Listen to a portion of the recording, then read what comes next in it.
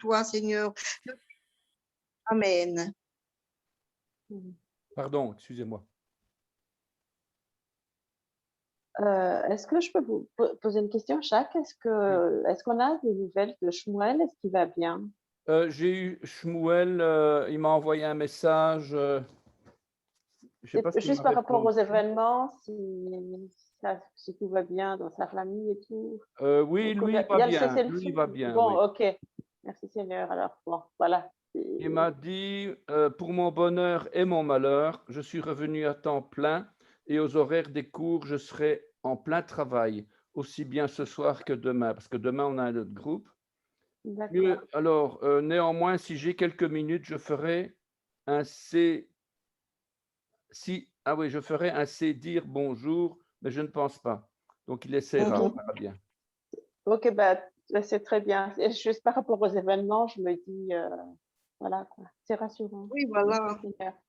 Moi aussi, j'ai beaucoup pensé à lui en ce moment-là. C'est vrai, on a vraiment des inquiétudes parce que c'est des gens qui d'ailleurs, j'ai vu dans le verset, le dernier verset d'aujourd'hui, on parle du caractère ancien du peuple qui fait que on est, pas nous, eux, ils sont tellement anciens, tellement abattus par l'ancienneté et par la longueur de leur vie et de leur peuple, et qu'à un moment donné, ils s'endorment. Et il y a le verset qui parle de s'endormir, pas dans le sens de dormir la nuit, mais de s'endormir, de plus en vouloir, en fait. Ils en veulent plus, ils en ont marre. C'est un petit peu l'idée enfin, c'est comme ça que moi je le comprenais, enfin. Mais enfin, on va y arriver. Merci Chantal pour la prière Merci. qui a Oui. été malheureusement interrompue, mais voilà. Merci Seigneur pour ces moments que nous allons avoir. Alors, je lance mon psaume, on va le terminer, je ne sais pas si on va le terminer, mais il y a tellement à dire, mais je vais essayer d'aller vite. Je reprends d'ailleurs ce qu'on avait entamé la fois passée pour poursuivre sur notre lancée. Donc, partage, psaume 4, verset 7. Voilà, donc psaume 4, verset 7.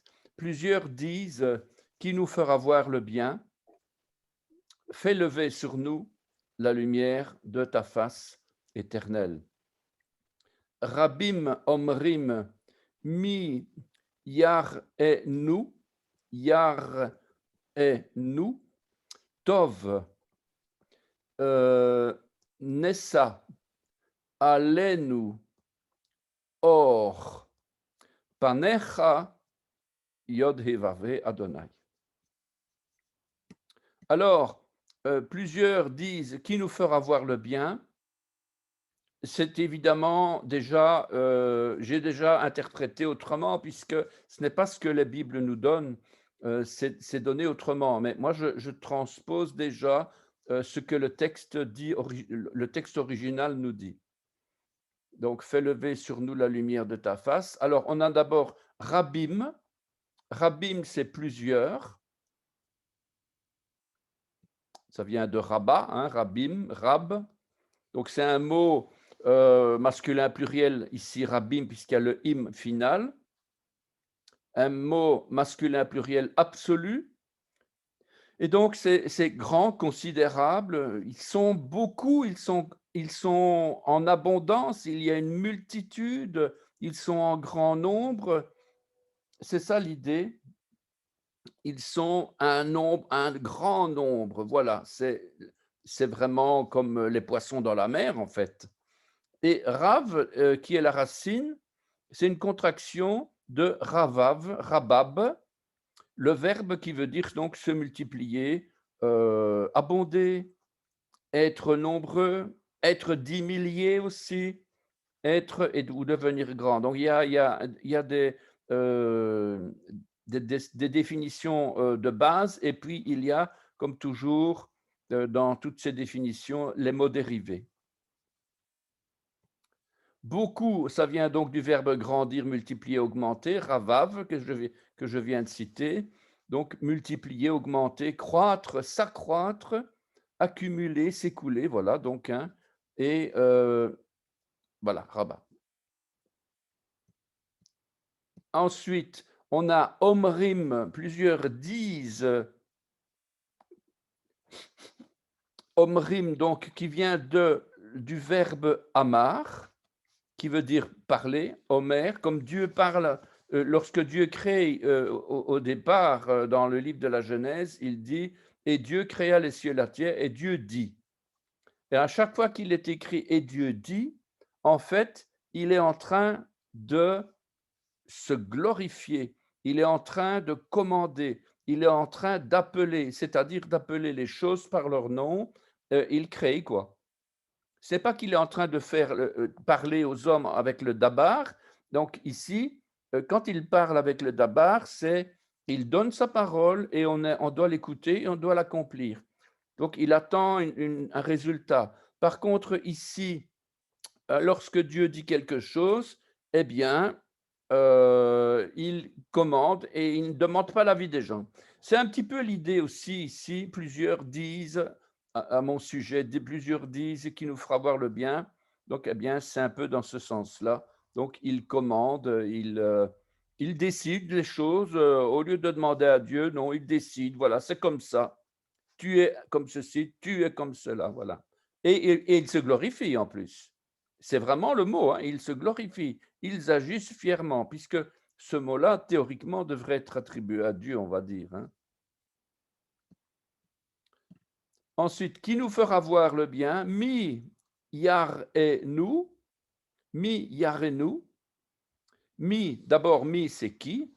Hein, mi c'est qui, ma c'est quoi? On apprend ça hein, en grammaire. Donc, mi c'est qui? Yarenu, c'est donc le verbe ra'a, ou ifil, avec un yod comme préfixe. Donc, c'est un yiktol, donc c'est un futur, on va dire. Alors, qui nous fera voir, ra'a, donc, hein, et ça se termine par nous. Et le nous, en fait, c'est une contraction de la finale de la première personne du pluriel, anachnu. Anachnu qui veut dire nous. Je ne sais pas si vous vous souvenez, donc, ani, ata, at, je, tu, hu, hi, il ou elle. Anachnu, nous. Atem, vous ou aten, vous. Hem ou hen, il ou elle, au pluriel. Donc, ani, ata, at, hu, hi, anachnu, atem, aten, hem, hen. Ça, c'est donc la conjugaison, les pronoms que normalement on devrait connaître par cœur. Donc, alors, mi yarenu, qui nous montrera, qui nous fera voir, en fait, on parle d'un ifil, c'est-à-dire qui nous montre, qui nous fera voir, nous faire voir, c'est-à-dire qui nous montrera, qui nous prouvera. Quand je regarde la racine ra'a dans la conjugaison contemporaine, je cherche d'abord le verbe montrer, puisque qui nous fera voir, c'est un peu qui nous montrera. Alors je dis, ben, tiens, qu'est-ce que c'est montrer? À l'infinitif, c'est les har ot. Au présent, c'est mar-e. Au passé, c'est her-a. Ça, c'est donc le verbe montrer. Maintenant, je reprends mon verbe voir, puisque au départ, c'est voir, mais dans la façon ifil, faire voir. Eh bien, on a l'infinitif lire-ot, au présent roé, et au passé ra'a. Donc, c'est le verbe ra'a qui est repris ici au ifil. Donc, voilà. Donc, mais on a dans les deux cas, que ce soit dans montrer ou que ce soit dans voir, on a toujours la racine ra'a. Parce que quand on a ici, dans le verbe voir, ra'a, resh, aleph, he, et là, on a resh, aleph, he. Donc, on a toujours la même racine de départ. D'ailleurs, je crois que je l'ai mis ici plus loin. Voilà. Donc, la racine elle-même, primaire, donc c'est le point de départ de tout, hein, pour ce verbe-là, c'est le verbe voir, comprendre, voir, donc paraître, apparaître, regarder. Mais bon, le point de départ, c'est voir, regarder. Quand on parle de montrer, de pourvoir, voici, remarquer, prendre garde, ce sont des dérivés qui viennent du verbe de départ. Donc, tous ces verbes voir, regarder, examiner, inspecter, apercevoir, etc., ici, ils doivent être précédés du verbe faire, donc faire voir, puisque c'est un ifil. Le ifil, la forme ifil, c'est donc faire quelque chose à quelqu'un. Eh bien, donc ici, c'est faire voir, autrement dit, montrer. Même si le verbe montrer, c'est un autre verbe en hébreu, hein. Alors ensuite, le bien. Pourquoi le bien? Ben parce que c'est tov, le mot, c'est tov. Le bien, tov, veut dire, et parfois traduit ici par le bonheur, parce que dans les versions bibliques, on va dire qui nous fera voir le bonheur. Qui nous fera voir le bonheur. Alors, tov, c'est donc faire du bien, être bien, trouver bon, belle, heureux. Il y a toutes sortes de choses, de bonté, de bienfaisance, de joie aussi, même si chaque mot trouverait son verbe spécifique, son mot spécifique en hébreu. Mais en attendant, le point de départ, c'est le bonheur et la bonté, le bien, voilà. C'est avec un tête, vav et un vet. De tête, entre parenthèses, donc c'est l'argile, le limon. Le vav, c'est le clou. Et le vet, c'est la bergerie, la maison. Donc l'argile, le clou et la bergerie. Donc on a un aspect humain ici, avec la première lettre tête, on commence le mot par la bonté, mais de manière humaine, on va dire, hein.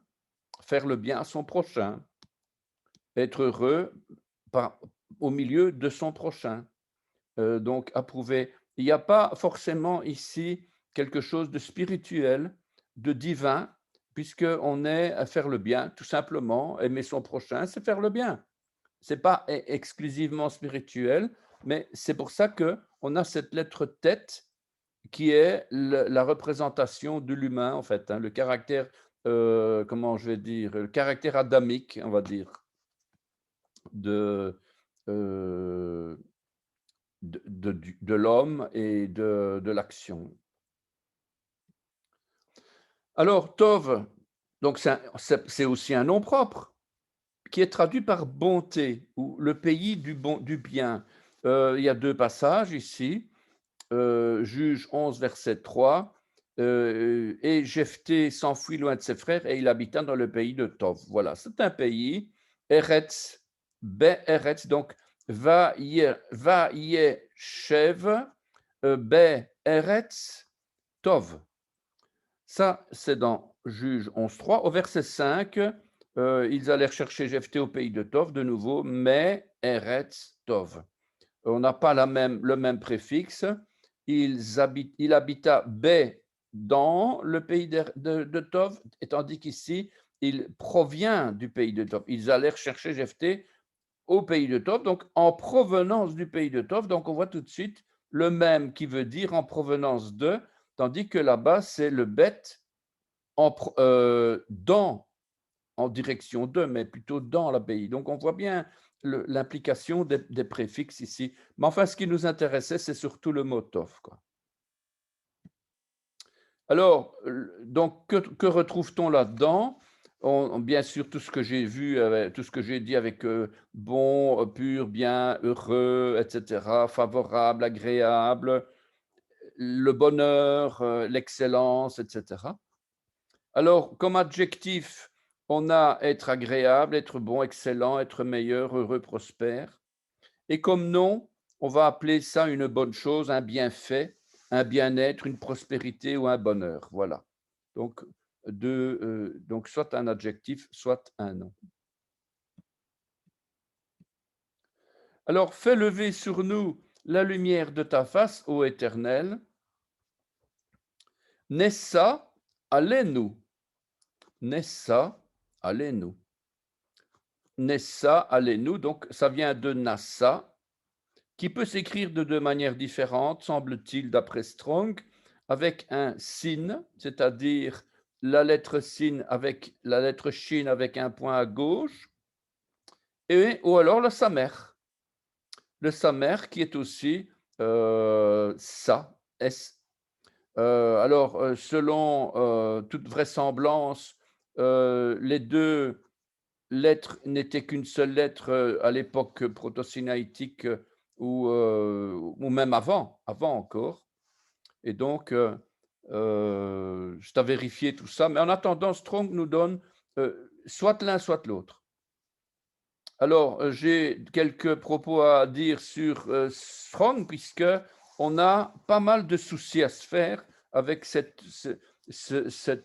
dictionnaire biblique, car il y a parfois des erreurs, et on en a encore trouvé une, je vais vous l'expliquer tout de suite. Il faut avancer avec un outil. Tous les outils ne sont pas forcément les meilleurs, mais voilà, donc on fait avec ce qu'on a. Alors, Nassa ou Nassa, une racine primaire qui veut dire supporter, soulever, lever, élever, pardonner. On a vu, pour ceux qui ont pu suivre la paracha de samedi sur la paracha Nasso, Nassa, donc, où on voit les Lévites qui devaient porter, ils avaient comme fonction, donc c'était les fils de Gershom, les Mérarites, etc. Enfin bon, et ils avaient comme fonction de porter le matériel, de transporter le matériel lors du... Oui, il y a de l'orage chez nous. J'espère que ça va aller au niveau du Wi-Fi. Alors, donc, c'est le fait de porter. Donc, les Lévites devaient porter les choses. Et lorsqu'ils ne devaient pas porter, ils devaient louer le Seigneur. Ils devaient chanter. Et cette louange avait un objectif, c'est d'aller dans le sens d'aider les sacrificateurs, puisque la louange avait un but. Et d'ailleurs, notre louange à nous ne doit pas être un objectif, ça doit être un but, un moyen. On ne doit pas faire un culte en faisant une louange de 2 heures. Ce n'est pas du tout biblique.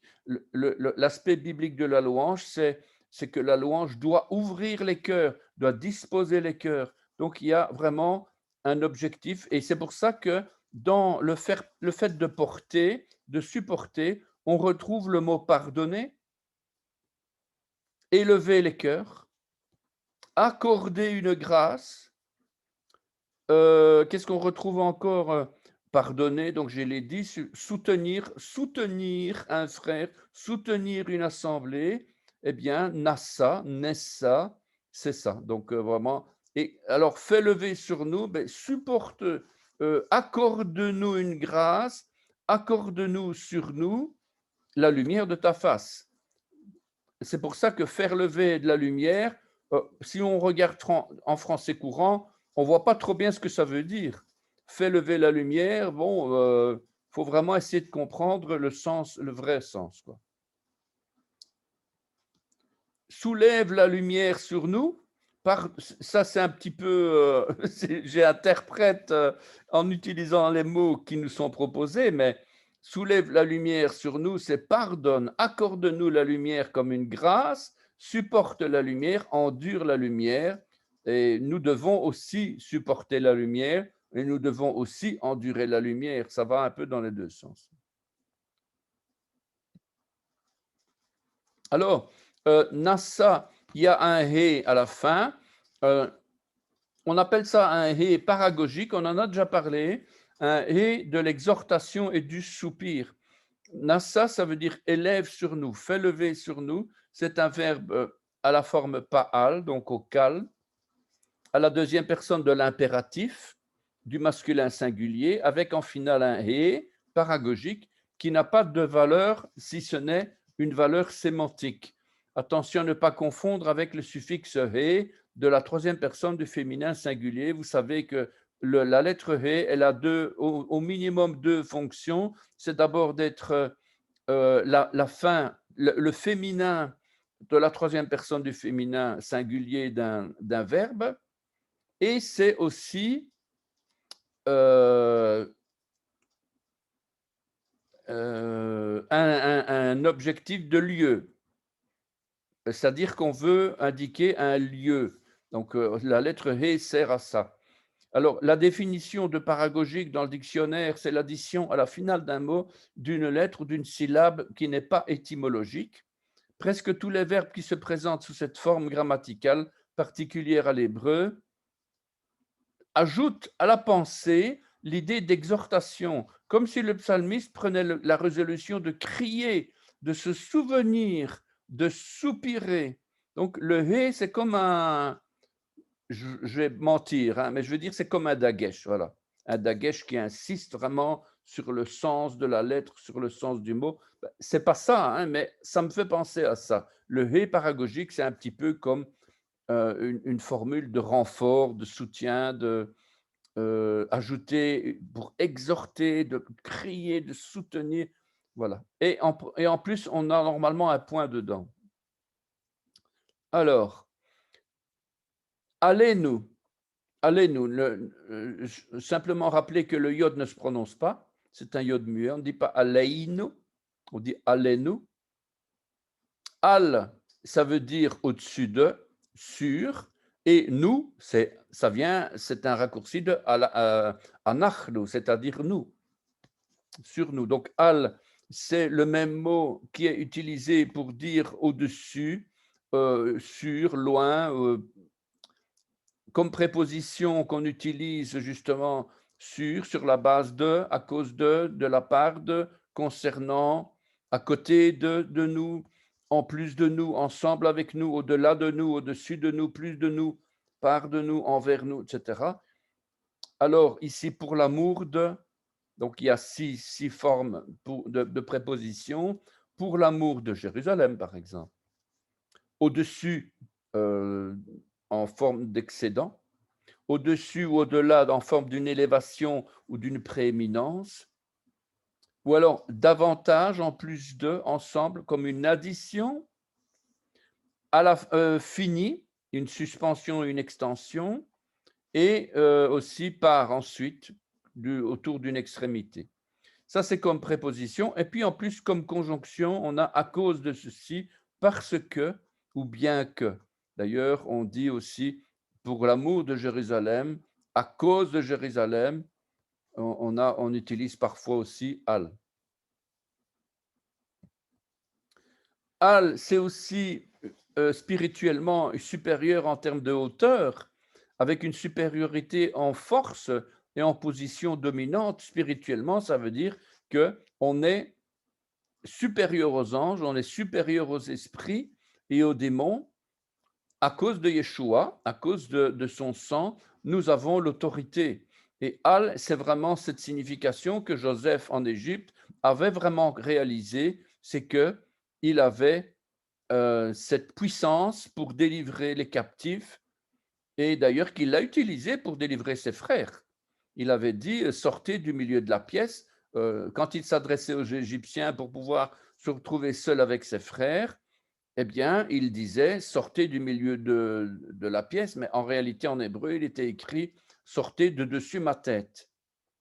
Autrement dit, des esprits étaient au-dessus de lui sur toute sa vie, sur ses frères et sur tout son peuple.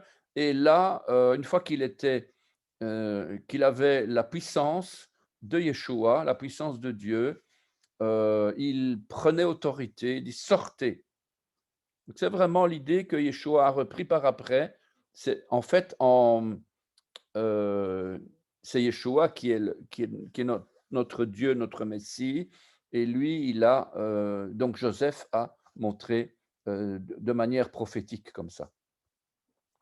Al, ça vient du verbe Allah, c'est-à-dire s'élever, monter, remonter, offrir, s'élancer. D'ailleurs, ça a donné l'Alia, l'Alia pour monter à Jérusalem, monter, élever, grimper. Et on retrouve comme verbe kal, c'est-à-dire la forme singulière normale, monter, rencontrer, visiter, suivre, pousser, croître de végétation, exceller, être supérieur à. Donc, en fait, quand on dit fais lever la lumière de ta face, on met que ta lumière domine sur moi. On pourrait dire ça aussi. Shalom Shmuel. מה שלומך? עייף, בסדר גמור, מה איתך? אנחנו שלומנו טוב. שלומנו טוב. שלומנו טוב. יופי. אני כאן רק נגיד 20 דקות, לא יותר. Oh là là, oh là là. Je suis là pour 20 minutes et après il faut que je m'en aille de nouveau. Ah, d'accord, ok. En tout cas, merci d'avoir accepté l'invitation malgré la course. Et pourquoi je ne me vois pas, moi? Ah, voilà. Et comme ça. Et תוך כדי אני גם אוכל. Ah, un petit yaourt. la chamènette. Sorte de crème fraîche. Je crois qu'en français on dit crème fraîche. Ah ouais, c'est ça.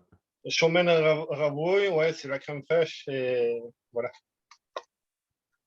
Alors, nous sommes dans le psaume 4, verset 7. J'ai repris en fait ce qu'on avait déjà vu. Je termine. J'ai ajouté quelques informations sur le psaume 4 et on va le terminer aujourd'hui, j'espère. C'est donc, ici, on est au verset, je reprends ici, donc plusieurs disent qu'il nous fera voir le bien. Fais lever de la lumière de ta face, ô Éternel. Rabim omrim mi yarenu tov nessa alenu or panecha Adonai. Voilà. Mais Nessa, tu en as déjà parlé? Alors, Nessa, j'ai parlé du verbe porter, comme les Lévites devaient porter d'ailleurs les instruments, les tapis de tente, etc., quand ils étaient avec Moïse, et que c'est le verbe d'ailleurs qui revient, qui parle de porter, qui parle aussi de pardonner, qui parle aussi d'accorder une grâce et de supporter. Et on parle de la lumière qu'on doit faire lever. On demande à Dieu, fais lever sur nous la lumière, fais ou accorde-nous la lumière. Voilà. Voilà, c'est un petit peu l'idée. Est-ce que vous connaissez, est-ce que tu connais, c'est un moshav chrétien dans le nord d'Israël qui s'appelle Nes Amim. Ah oui. Alors, Nasa, c'est vrai que c'est porté, c'est soulevé. En fait, ça vient de l'hébreu biblique, étendre. Un étendard. Ah, ben ah oui, oui, oui, oui. Ah oui, je connais, oui. Étendard. Ah oui, carrément, oui. L'étendard des nations, Nes Amim. Nes Amim. Ah oui. Le miracle, on dit aussi. Nes, c'est miracle, signe, miracle, mais c'est l'étendard aussi. C'est la bannière. Oui, oui. Mot plus exact, la bannière. La bannière. La bannière. Waouh, ça c'est super ce que tu viens d'apporter. Tu n'as pas perdu ton temps. Si tu décomposes Nessa, d'accord? Nes, bannière, miracle, et le He de Nessa, du verbe Nessa, c'est le divin. Le divin, tout à fait. Donc, celui qui porte le miracle, ou celui qui apporte, ou qui soulève, ou qui élève la bannière, le miracle, c'est Adonai, c'est Dieu. Amen. Hein, en décomposant le mot. Et Nes, le miracle, c'est avec un samer, hein? C'est écrit pareil, Nun Samer. Comme ici, on retrouve, enfin dans Strong, on propose les deux, c'est-à-dire Nun Sin Aleph ou Nun Samer E. Mais enfin bon, ici dans le texte, c'est pas avec le sin, c'est évidemment Samer E, quoi. Hein. Voilà. Mais c'est le miracle de Dieu, en fait, c'est le Nes, miracle de Dieu. Hey, c'est la lettre divine, une des lettres du tétragramme, et c'est donc celui c'est celui qui apporte, celui qui élève les nations, mais celui qui élève ou qui soulève les miracles, les signes, hein, c'est Dieu. Amen, amen. La bannière des nations, c'est qui? Yeshua. Alléluia, c'est Yeshua. Voilà. Amen. Zut alors, j'aurais dû savoir ça. Enfin, je le savais, parce que j'y avais déjà vu ça il y a une certaine époque. Mais j'y ai pas pensé pour la paracha de samedi, parce que c'était justement la paracha Nassau. Oui, une autre fois. Une autre fois, oui, mais il faudrait que je complète tout de même, parce que là, c'est carrément capital, hein. Voilà. Alors, Aleinu, Alachnu, Al Anachnu. Bon, ça, c'est simplement grammatical. Anachnu, c'est nous, première personne, avec une emphase. Et ça viendrait, ça, c'est à vérifier, parce que je suis tombé de haut encore cette semaine avec Strong. Mhm. Mais en tout cas, ici, ils disent Anachnu, ça vient apparemment de Anochi, Anochi. Disons que là, c'est une forme contractée. Contracté. C'est le pronom personnel au singulier. On l'utilise également en hébreu moderne quand on l'appelle du beau hébreu, tu sais, très, Oui, très formel. tout à fait, oui, oui. Anachnu, c'est nous autres, mais il y a aussi une autre forme qui est utilisée qui est Nachnu. Nachnu. Ah, rien que le nun alors, Nachnu. Nachnu. Ah, Mais oui, le oui. terme exact le terme exact de la troisième personne du pluriel en hébreu biblique, c'est anachnu. Anachnu, Mais voilà. anochi, c'est vrai que ça pourrait venir normalement, ça viendrait de l'acadien ou une autre langue sémite, Ah, voilà. mais toujours pour dire je. Donc, Ah, voilà. en tout cas, anochi, c'est moi, c'est je, c'est principalement, normalement, c'est Dieu lui-même qui parle. Qui Voilà, utilise c'est Dieu. ce Oui, voilà. mot-là.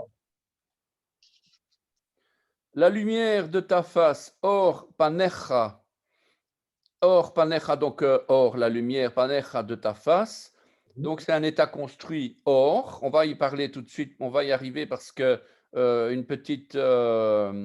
J'ai cherché sur le cholam qui est proposé dans Strong. On se dit, mais pourquoi est-ce qu'ils ont été mettre un cholam sur le aleph et qu'ils ont laissé le vav sans rien? Donc, alors on va y arriver. Mais en tout cas, or, la lumière. Donc, lumière, jour, point du jour, etc. Lumière du jour, et ça vient d'un verbe allumer, éclairer. Et on parle en fait de cette apparition de cette lumière lorsque Dieu crée les luminaires dans les cieux, avec les étoiles, le crépuscule, la lumière du jour, la lampe, etc. Donc, ça, c'est ce qui vient dans. Je Donc, pense qu'ils ont laissé le vav parce que normalement, et si je ne me trompe pas, ça doit faire partir de la racine. Il doit y avoir des cas où le vav peut disparaître et dans ce cas, on met le aleph. Là, c'est une question de grammaire. Ça, c'est ta partie, ça. oui, oui. Alors, concernant justement ce or, voilà donc ici la lumière or qui vient du verbe allumer, d'abord pour commencer. Et dans le texte, c'est Aleph, Vaf avec Cholam, Resh, et puis Panecha. Mais la racine nous propose Aleph avec Cholam, Vaf, Resh, ce qui est probablement une erreur. Probablement. Alors, une racine primaire, c'est un verbe transitif, intransitif, éclairer, être ou devenir brillant, donc éclairer, s'éclairer, briller, allumer, brûler. Donc, valeur numérique 207, donc 2 plus 7, 9. Je viendrai plus tard avec des valeurs numériques parce qu'il faut quand même dire des choses là-dessus. Mais en attendant, parce que le 9 semblerait être le chiffre de l'éternité, de la perpétuité, enfin voilà, d'après certains rabbins. C'est un chiffre, le chiffre 9 reviendrait, a d'ailleurs été proposé par Jacques Collant parce qu'il a interrogé des rabbins concernant Élie lorsqu'il attend la pluie, lorsqu'il prie intensément pour la pluie, et on a la valeur du 9 qui apparaît. Mais ça, bon, ce n'est pas le sujet en tout cas. Voilà, ici, j'ai cherché dans Bible Hub, c'est simplement pour info, hein. Il ne faut pas croire on va passer du temps là-dessus. Mais en tout cas, on a or ou or. Et le cholam sur le vav, ou le cholam sur le aleph, ou le cholam à côté du vav. Donc, selon Bible Hub, voici toutes les occurrences bibliques vocalisées. Donc, puisque ici, c'est de manière informatique, donc par Internet, hein, on va dire, toutes les formes de or qu'on retrouve dans la Bible, avec préfixe, avec suffixe, avec affixe, avec infixe, avec des lamed, avec des mèmes, avec toutes sortes de vav, etc., avec des bêtes, avec la conjugaison pronominale, orecha, etc. Et on voit bien ici, déjà dans toutes ces occurrences-là, qu'il n'y a nulle part un cholam sur le aleph, sauf bien sûr des symboles comme ici, ou comme, je ne sais pas encore où ici, comme ici de nouveau, ou ici, mais ça n'a rien à voir. Mais en tout cas, j'ai un petit peu cherché parce qu'on m'a posé la question dans un cours précédent, je pense que c'est dans ce groupe-ci, pourquoi est-ce que une fois c'est là, une fois c'est là? Alors, pour mémoire, donc on a le cholam tout court qui est le point, la voyelle sur la lettre. Par exemple, dans le mot Noach, jeunesse, la première voyelle est le point. Donc, c'est la première voyelle qui apparaît au-dessus de la lettre, c'est donc le cholam. Alors, on a ensuite le cholam ma'ale. Cholam ma'ale, c'est avec un vav. On a le cholam se met à gauche sur le vav qui est dans ce cas-ci un mater lectionis, c'est-à-dire une lettre support. Donc dans le mot cholam et la lettre vav est un mater lectionis avec le point au-dessus, c'est le cholam malé lui-même. Alors bon, pour l'instant ça répond pas à nos questions. Alors j'ai fait du copier-coller de Wikipédia. Je suis désolé, mais j'avais pas commencé à faire de belles phrases pour faire semblant que ce n'est pas de moi ou que c'est de moi, ça n'a pas tellement l'intérêt. Simplement, ici, je donne l'info et d'ailleurs, je propose de ne pas lire ça actuellement, mais de toute façon, c'est enregistré, on pourra le repasser en revue, relire, mais ça explique quelques nuances. Est-ce que le cholam doit être tout court ou est-ce que c'est le cholam malé, le cholam maaser? Il y a des explications ici, mais il faudrait quand même bien se rendre compte que les choses ne sont pas roses et violettes. Et dans certains cas, il y a des cas où le vav est une consonne, où il y a d'autres cas où c'est une lettre materlectionis, quoi. Alors, j'ai encore donné, voilà, encore un exemple, d'or ou doar. La lettre Aleph ici est un materlectionis, c'est-à-dire que ce n'est pas une consonne, c'est un materlectionis, quoi. Hein. Elle supporte, elle tient, elle supporte le cholam. Et ici, la lettre Aleph est une consonne. Et la voyelle se met avec le patar en dessous, donc c'est doar. Alors, dans le mot au-dessus, d'or, l'orthographe biblique hébraïque du nom d'or, le aleph, c'est un materlectionis, et dans la typographie traditionnelle, le cholam est écrit au-dessus du aleph côté droit. Donc on dit le bras droit. Dans le mot doar, le aleph est une consonne, on arrête un arrêt glottal, un arrêt aleph, doar, sous laquelle apparaît la voyelle patach. Alors le cholam est écrit au-dessus du coin supérieur gauche de la lettre précédente. Cependant, toutes les polices n'implémentent pas réellement ces règles de placement parce que, ben, justement, suivant la police de caractère qui est utilisée, eh bien, on doit savoir que ben, on ne sait pas avoir toujours la même chose suivant le type de typographie utilisée. Qu'est-ce que j'ai encore dit là-dessus? Oui, concernant autre chose, concernant toujours la lumière or, donc je ne sais pas si vous savez lire ça.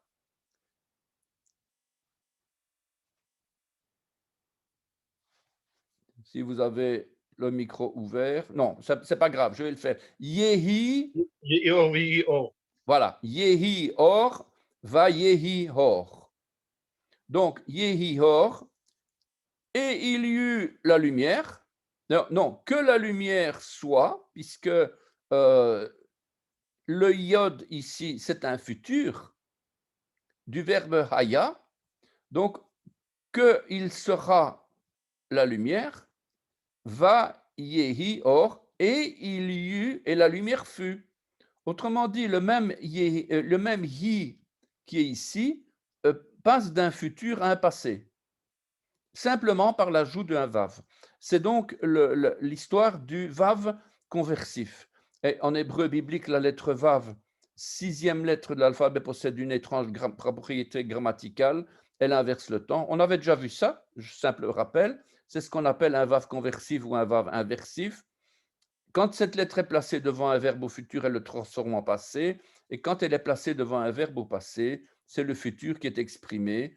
Et en principe, le passé est accompli et le futur inaccompli. Mais ce n'est pas aussi rose, ce n'est pas aussi simple que ça, parce qu'on peut avoir, je le dis plus loin, où est-ce que c'est ici?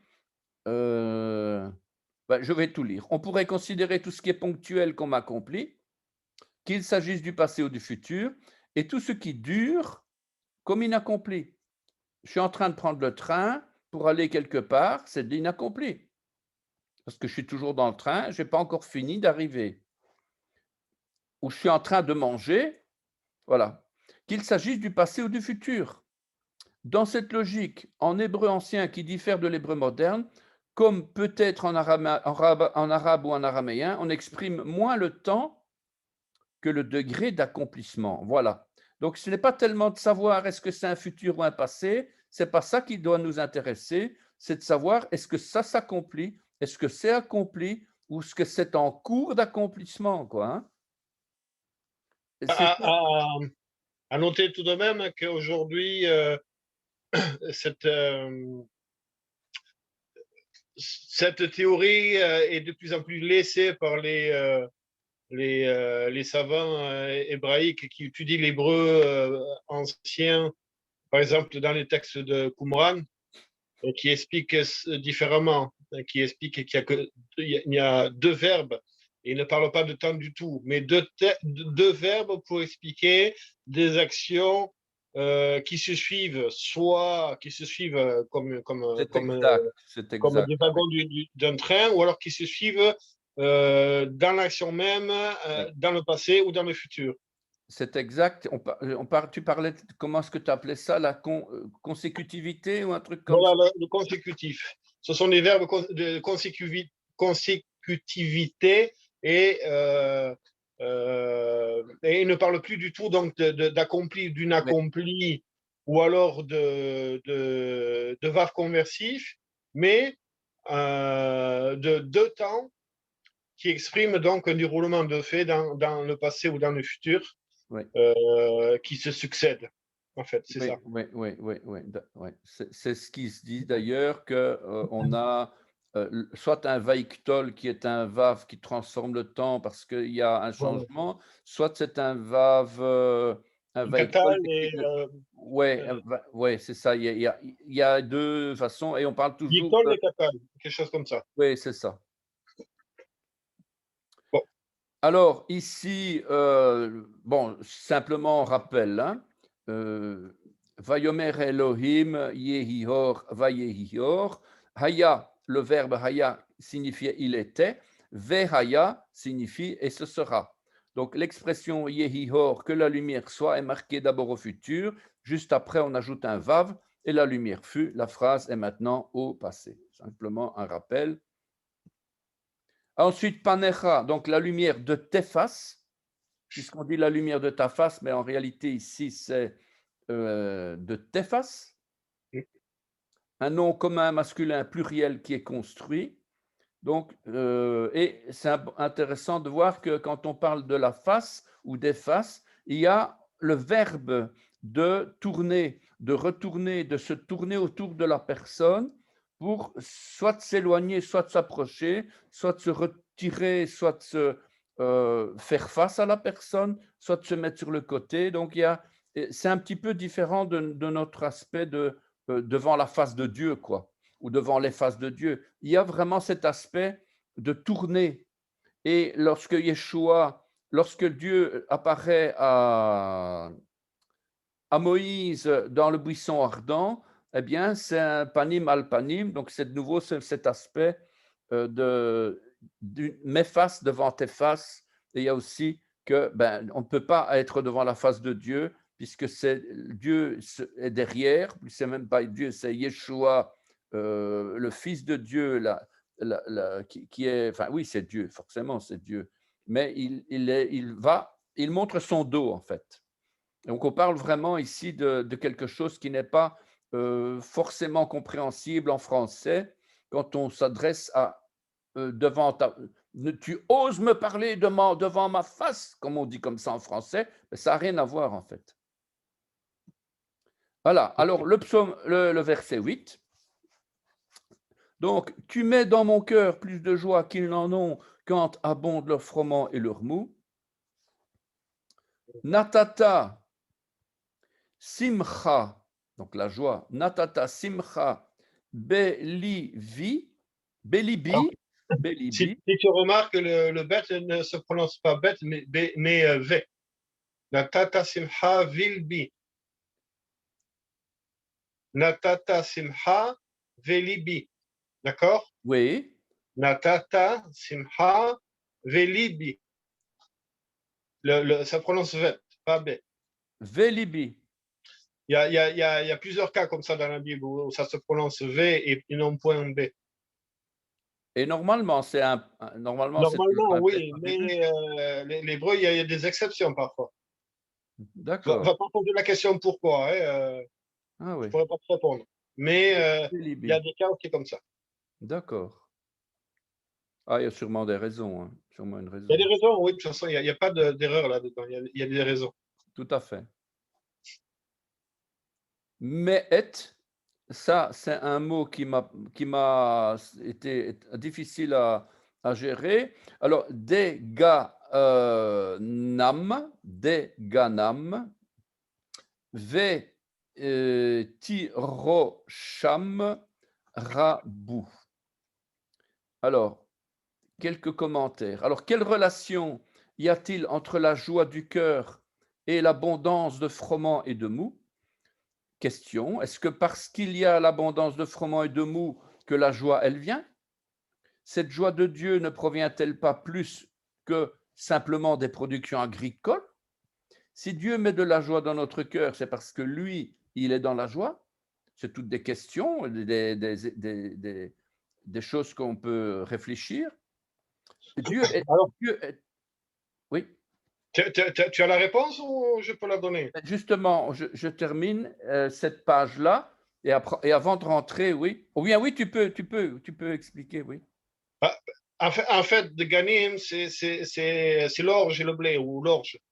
Et par exemple, quand tu manges le matin du quaker, c'est de ganim, d'accord?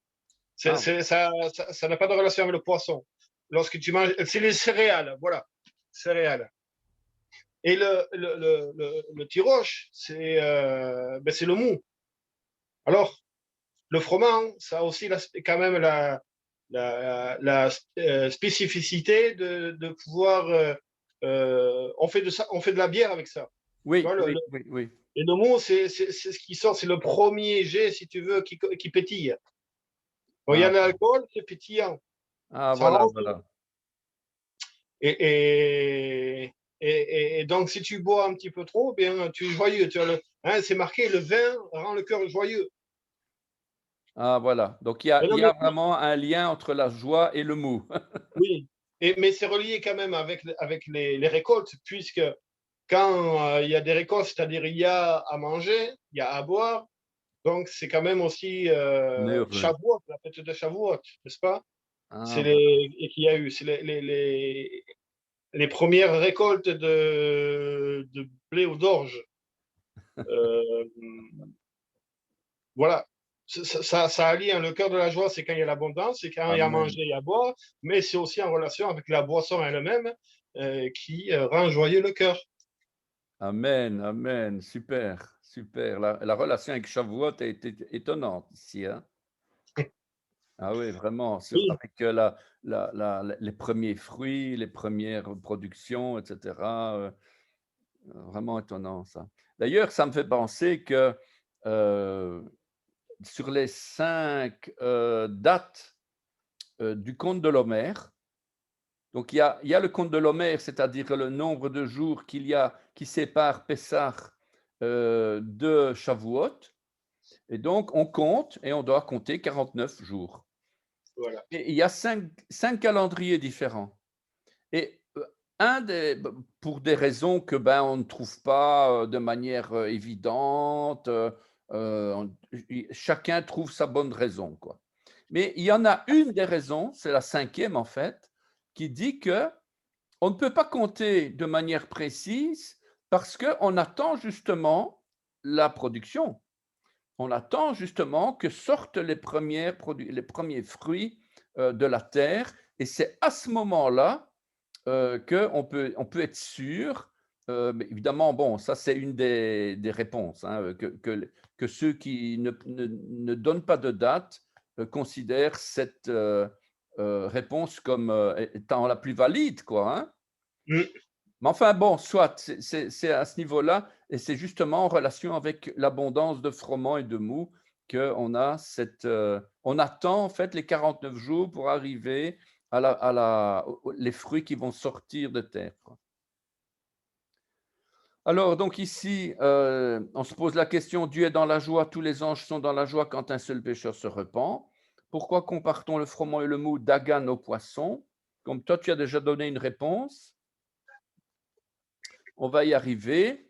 Le blé ou le froment. Le blé dur est utilisé pour la fabrication de la semoule et des pâtes. Le blé tendre est utilisé pour la fabrication de la farine panifiable, donc pour faire du pain. C'est ce qu'on appelle en fait le froment. Le blé est lié directement au pain qui descend du ciel, la manne. Le blé est souvent traduit par bar, zera, chita ou lechem. Ici, pourtant, il s'agirait plutôt d'un mot comparable au poisson. Ce froment est de la même racine que les poissons qui se multiplient dans le fond de la mer. Bon, ce sont des recherches que je fais. Maintenant, on peut discuter, hein. Le froment représente alors ici non pas le blé régénéré de la vie, mais bien des poissons, de tous ceux qui doivent encore être pêchés. Pêchés, donc de la pêche miraculeuse, la pêche que les apôtres ont été appelés pêcheurs d'hommes. Tu mets natata, tu mets, donc, comme tu dis, velibi, dans mon cœur, de la joie, simcha,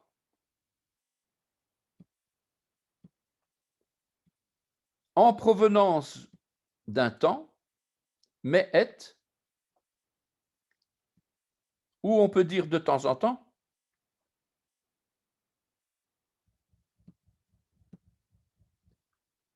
Et et, c'est quand.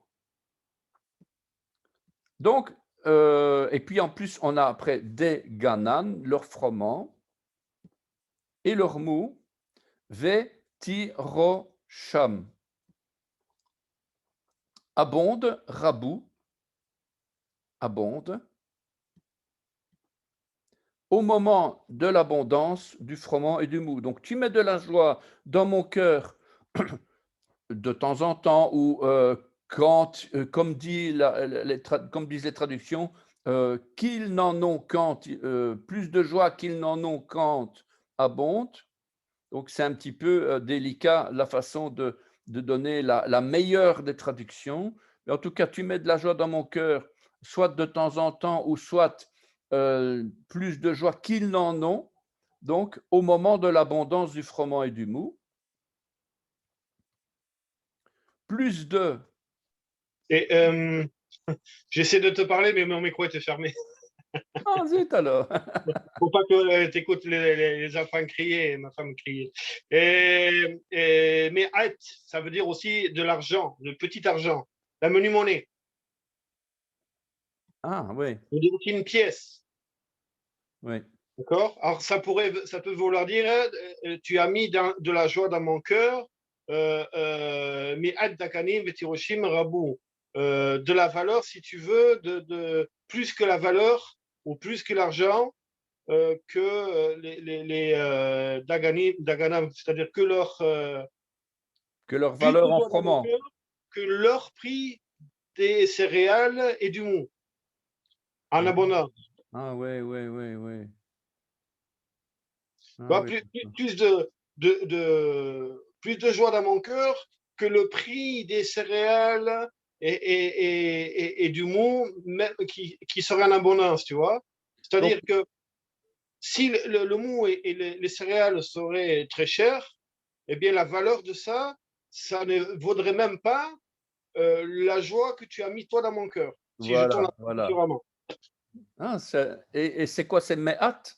Mais et, Est-ce que c'est pas aussi Me'at, c'est oui, oui, euh, Mahat, mais ça dépend comment la grammaire te dirige pour prononcer le mot. Mais le mot lui-même, c'est Mahat. c'est pas la D'accord? valeur de 100? Non, la valeur de. Ça, C'est avec un Aleph? c'est aussi une pièce de monnaie. Dans les temps anciens, si je regarde mon dictionnaire hébreu, menu monnaie, argent, pièce d'argent, espèce de pièce antique. Tu vois, Bah, ça ça peut. alors. C'est-à-dire, on va dire, allez, 100 grammes de céréales va coûter une pièce, on va dire, je sais pas moi, une certaine pièce qui a une certaine valeur. Ah ouais. Le tiroche, dans le mot, c'est le premier vin normalement, le premier jus quand tu presses le vin qui devient pétillant. Ah, Ou alors la céréale, quand elle devient pétillante, tu sais, quand tu la presses, elle fermente ah oui, avec un peu oui. d'humidité. Donc, si ça vaudrait 100 grammes, on va dire, allez, 1 euro, eh bien, imagine-toi une pièce de 1 euro et ça s'appelle Mahat. Ah Tu ouais. vois, on peut voir ça comme ça. Ah ouais, ouais. Mais là, c'est Me'at, donc de quelque chose. Et Euh, at ou et, C'est c'est une situation de valeur plus que. ah oui, il y a un double langage parce que et, Un c'est double le temps. langage. Mais moi, je pense, tu vois, quand c'est traduit, tu mets dans mon cœur plus de joie qu'ils n'en ont quand abondent leur froment et leurs mots. Natata simcha bilibi, mais daganim vetirosh. Daganam, tu vois, c'est leur céréales, c'est leur Leur tirosh. froment, oui, leur, oui. Hein, c'est pas la valeur du froment ou la valeur du mou, mais c'est leur valeur À eux, à eux, du voilà. froment, et leur valeur à eux du tirouche. Oui, oui, oui. Il faudrait relire la suite, mais je pense qu'il faut le décomposer comme ça. Tu m'as mis plus de joie dans mon cœur que la valeur des céréales et du froment, même quand ils sont en abondance, quelque chose comme Ah, ça. ah oui, ah ouais, voilà.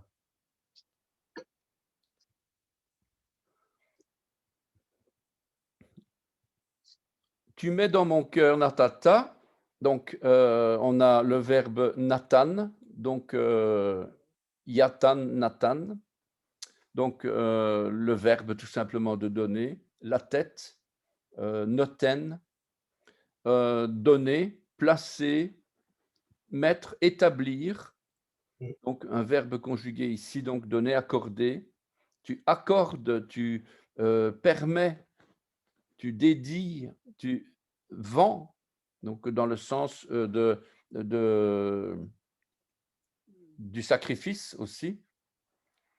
Mettre, désigner, faire constituer. Alors, tu mets dans mon cœur, tu mets la joie dans mon cœur. Simcha, simcha, donc c'est de la réjouissance, donc sujet de joie. D'ailleurs, c'est la fête Simchat Torah, la fête rabbinique qui se trouve directement liée à la fête de Sukkot, la fête des tabernacles. Et donc, c'est la fête Simchat Torah, la fête de la joie. Simchat avec un tav pour dire que c'est de la joie. Tandis que le mot simcha, c'est tout simplement, comme il est écrit ici, avec un chet et un he à la fin. Plaisir, gaieté. Alors, ce mot simcha, ça vient du verbe sameach, qui veut dire se réjouir, se livrer à la joie, être dans la joie, prendre plaisir, vivre dans la joie, triompher. Donc voilà, donc on a toujours la racine, hein. Mais c'est une racine qui n'est pas la racine primaire. La racine primaire, c'est samach. Bon, ça ne change pas grand-chose parce que c'est toujours dans le même sens. C'est se réjouir, remplir de joie, réjouissance, être heureux, être gai, vivre dans la joie. Donc voilà, donc samach qui va donner sameach, qui va donner simcha et d'autres mots bien sûr. Simcha est un nom commun absolu. Il ne s'agit pas de la joie du cœur, comme on aurait eu dans un état construit, lié, mais ici, c'est de la joie qui vient de l'extérieur dans le cœur. On n'y peut rien, c'est plus fort que nous. On ne décide pas d'être dans la joie. C'est un don, un cadeau de Dieu. J'ai pensé à ça parce que la joie du cœur, on aurait eu une forme construite. Or, ce n'est pas un état construit ici. Donc, c'est pour ça qu'on voit que la joie, elle vient de l'extérieur. Mais et, donc je reviens de nouveau avec ça en provenance du temps, plus que quand, mais et. Donc, et, on sait que c'est le temps, l'époque, le moment, un temps, une époque, un événement, une destinée, des fortunes, une occurrence, l'occasion, mais c'est surtout le temps, quoi, hein.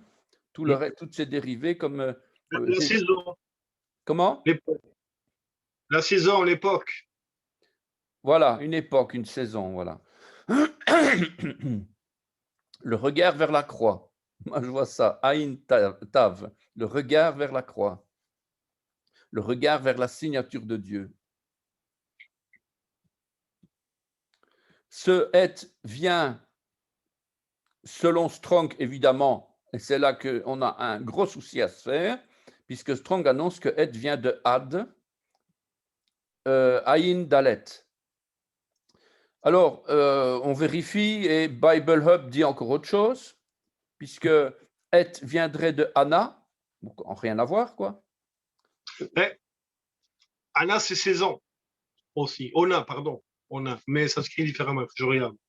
C'est pour ça qu'ils ont dit que ça vient de Anna avec Nun. Voilà, oui, ben Ona, c'est saison. Hein. Ah, d'accord. Les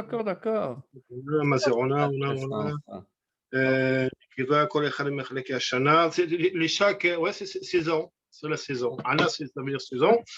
Et c'est aussi saison.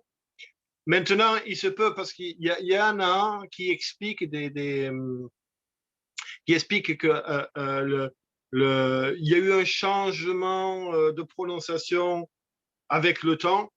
Et le D est devenu T ou C, et il y a une sorte de mélange. Ça s'explique comme ça. Ça ne peut s'expliquer que comme ça, parce que sinon, ça n'est pas du tout logique, quoi. Voilà. Moi, ça me plaisait bien, hein, l'idée de et qui vient de ad. Pourquoi? Parce que et, donc ça vient, donc c'est le temps, etc., comme on l'a vu. Ouais.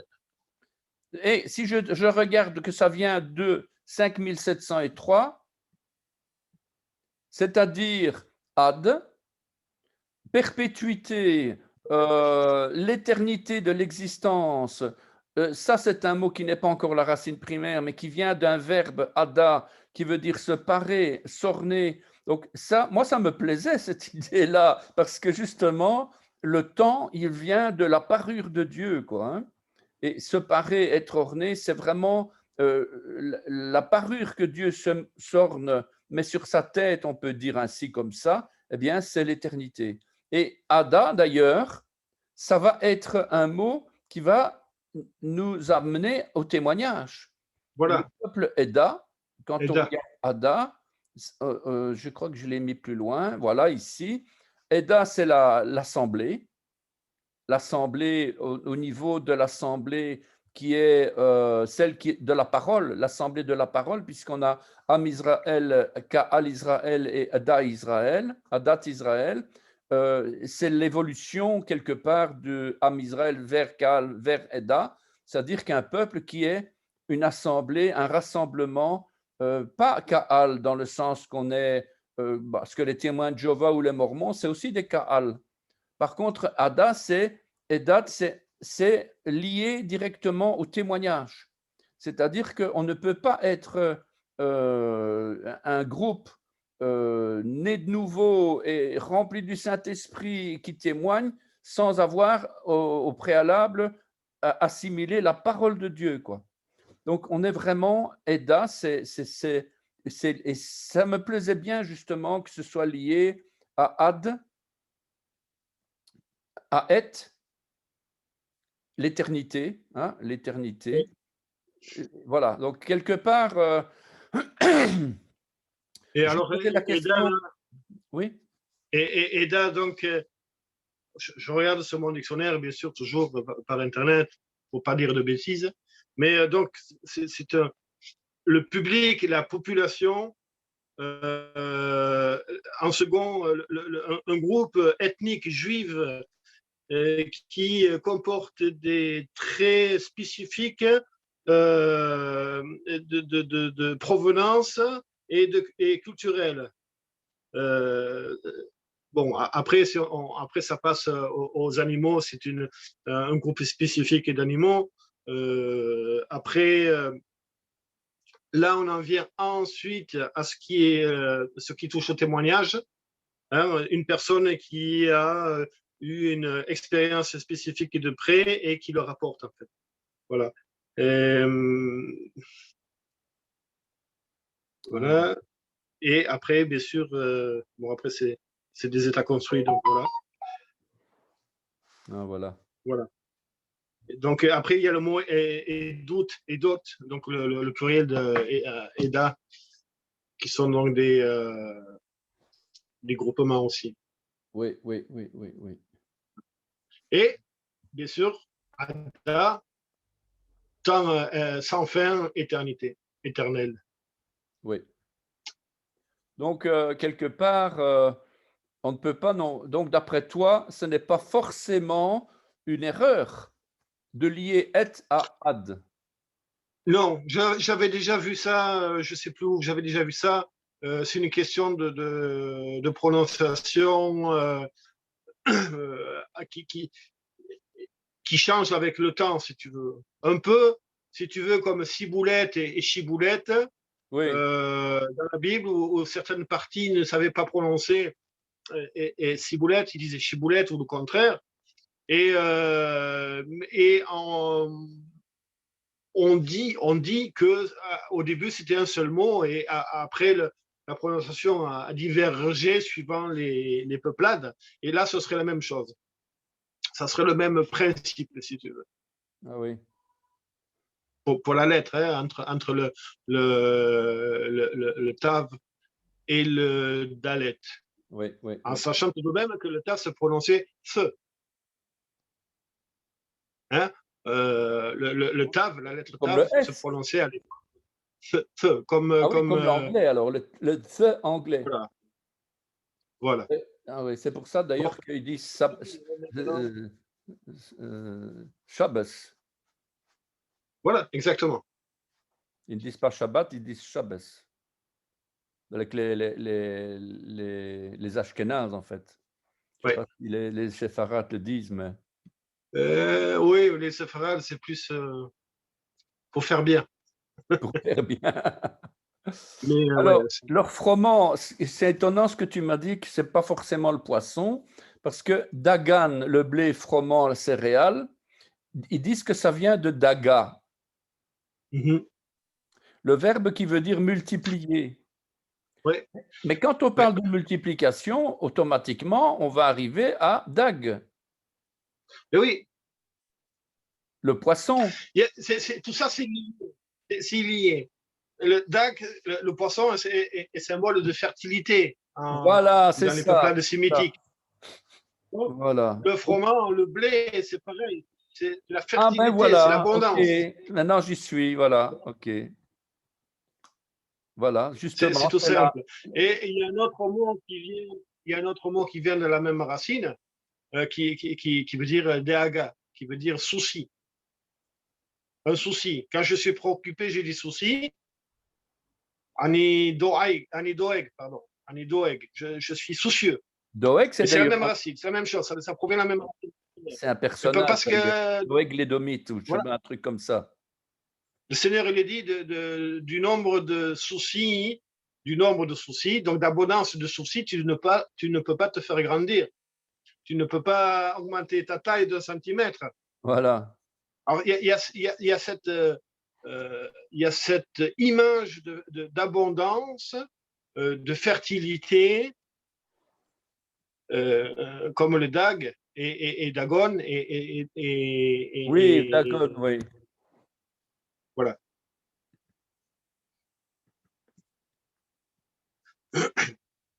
Alors, j'ai refait le point ici.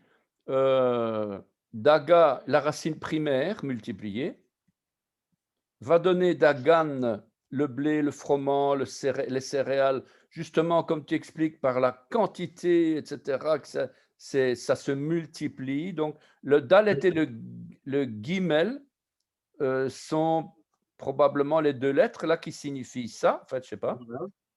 Oui, ça, c'est comme ça, ce sont les premières. Et donc, on a le poisson, l'arpon, Dag. On a Dag, encore un autre poisson. Daga, le verbe 17-10. La dougue, c'est pêcher, tu vois, la pêche. Voilà. Puis un Alors, poisson. Dagon, c'est aussi bien, tu as marqué Dagon, c'est aussi bien la divinité philistine de la fertilité, présente poisson, mais c'est tout ce qui comprend les céréales. Voilà. Donc, voilà, ce sont des réflexions. Pour exemple, il y a un énorme bâtiment, ce sont des entrepôts de froment qui viennent de tout Israël et c'est amené dans un lieu spécifique à Haïfa. Et de là, c'est exporté partout ailleurs, d'accord? En Europe, je ne sais pas trop exactement. Le nom de ce bâtiment, c'est Dagon, Dagon. dans ce qui a marqué là. Et donc, voilà. Donc, dans le cadre de mon travail, j'ai cherché un lieu, un autobus, moi, dans ma tête, ma femme me dit non, ou quelqu'un d'autre me disait c'est après le Dagon. Alors, Dagon, moi, j'étais en train de penser aux poissons, tout ça. Et en fait, en arrivant là-bas, je me suis rendu compte que c'était le symbole, c'est un immense épi de froment ou de blé. D'accord? Et ça s'appelle le Dagon. Ce sont des immenses entrepôts de froment. Les récoltes se font, elles sont mises dans les massayotes, dans les camions, et c'est amené là-bas. Et de là, c'est distribué partout en Afrique, je ne sais pas où il. Alors après, j'ai regardé mon dictionnaire, je disais, mais parce que je parlais avec ma femme, je disais, mais non, c'est un poisson. Dagon, et elle ne savait pas. Alors c'est vrai que c'est une divinité philistine de la fertilité. Ça a été trouvé, des statuettes ont été trouvées dans le site archéologique de Ekron, qui se trouve aujourd'hui sur les champs du kibbutz Rovadim, qui se trouve dans le centre du pays, là où j'ai habité pendant 2 ans et demi. il y a 20 ans de ça. Et ils ont trouvé, donc, ils ont fait des recherches, hein, puisqu'Écrone, c'est une des 5 villes philistines. Il y avait oui. Gath, Écrone et les autres, d'accord? Oui, oui.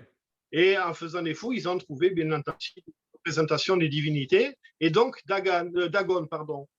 Mais Dagon, ça veut dire aussi également froment. Ah, voilà. Voilà. Est-ce qu'il faut chercher plus loin pour voir Dagon, le dieu de la fertilité, et avec la différence entre le froment et le blé? Je Le blé, pense qu'il y a quand même s'il y a une similitude, je pense que l'un doit avoir peut-être 2 origines différentes, puisque les Philistins, c'était des Crètes ou alors des Grecs anciens, des Crétois, avec un langage différent peut-être. C'est possible qu'il y ait une similitude. En tout cas, le lien, il est dans la fertilité et dans l'abondance. ah, voilà. Ah, c'est super intéressant tout ça, hein. On vit la Bible chez toi, là. Tu cherches et hop, tu tombes sur une entreprise Dagon, là, le froment, Oui, quoi. oui, ben, ça m'avait surpris, hein. Parce Alors que là, franchement, c'est je tenais le étonnant. langage avec mon épouse que non, ça voulait dire poisson. Parce que Dak, c'est poisson. Elle me dit non, c'est froment. Et je regardais, effectivement, voilà. Donc, il y a cette possibilité que si tu prends. Attends.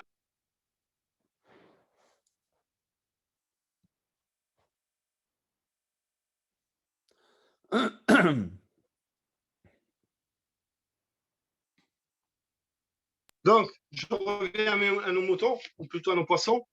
Si tu prends un poisson, les écailles du poisson, si tu prends le poisson, la tête vers le bas, hein, c'est un petit peu le même dessin D'un que épi. les froment du blé ou de l'orge. Si on regarde bien, c'est le même dessin.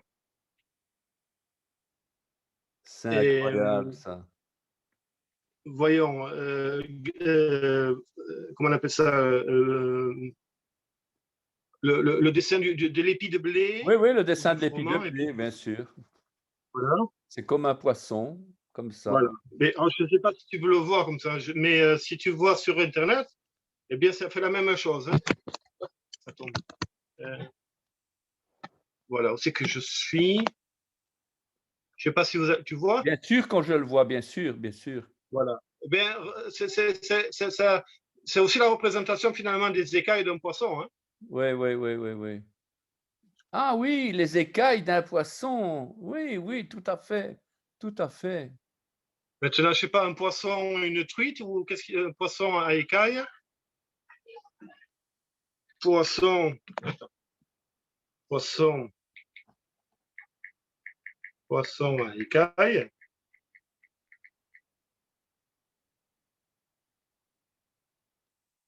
Alors, des images. Tiens, là. C'est vraiment comme Tu vois? un épi, voilà, voilà, voilà. Donc il y a vraiment un lien entre l'épi et l'épi de blé ou de froment et le poisson. Et ouais, et ça, c'est le symbole de la fertilité. Donc le développement, ça, c'est Voilà. vraiment un truc à creuser, pour voir, parce qu'il y a vraiment des choses à voir là-dedans. Oui, voilà. Ça, c'est un épi, ça. Non, c'est l'écaille du poisson. Voilà, d'accord, OK. D'ailleurs, je vois un Je tableau à reviens, ton mur, on dirait un épi aussi, là. écaille de Écaille de poisson, poisson. etc. Donc, voilà, il y a une similitude, c'est clair.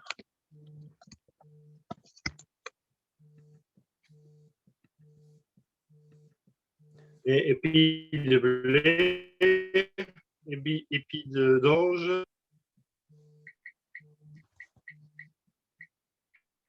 Attends, je réponds au téléphone. Ah, c'est quand même je ne sais pas si on va bien voir. Attends.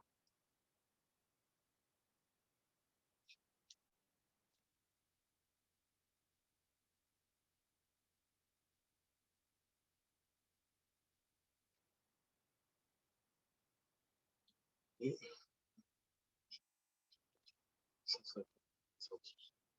sais pas si vous voyez bien.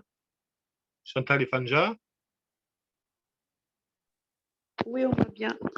Merci.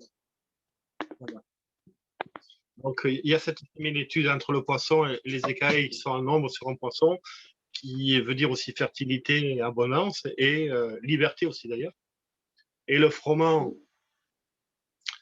et le mou, enfin, le froment, qui a la même forme, et qui sont aussi symboles de fertilité, d'abondance et aussi de liberté. Parce que quand il y a l'abondance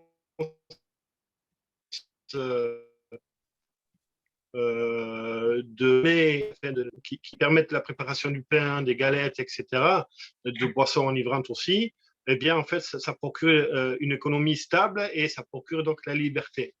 Et il y a une forte similitude, même dans le judaïsme, bien sûr, encore aujourd'hui, entre le poisson et le froment. Et le froment, oui. Ce qui est intéressant à noter, c'est que lorsque le Seigneur Yeshua, durant la multiplication sur le mont des béatitudes, il a multiplié du pain Et du poisson. et poisson. Il y a un lien. Waouh! Il a multiplié, il a mis de l'abondance, que ce soit avec le pain, que ce soit avec le froment ou le blé ou l'orge, en fait, c'est-à-dire ce qui compose le pain. Oh, Et les deux sont liés. incroyable! Ah, c'est magnifique. Incroyable! Waouh! C'est intéressant. Ah ben dis donc, c'est fort ça. Il y a vraiment quelque chose La à... galette de pain. Les 5 pains et les 2 poissons. Autour du ouais. Donc là, c'est l'abondance, c'est l'abondance du mets, de la nourriture spirituelle, hein, je suis le pain de vie, mais aussi le poisson. Bien, le poisson, c'est aussi la fertilité, c'est l'abondance également. Hein, c'est le fruit de la pêche, là aussi. Tout est vraiment très, très, très symbolique, mais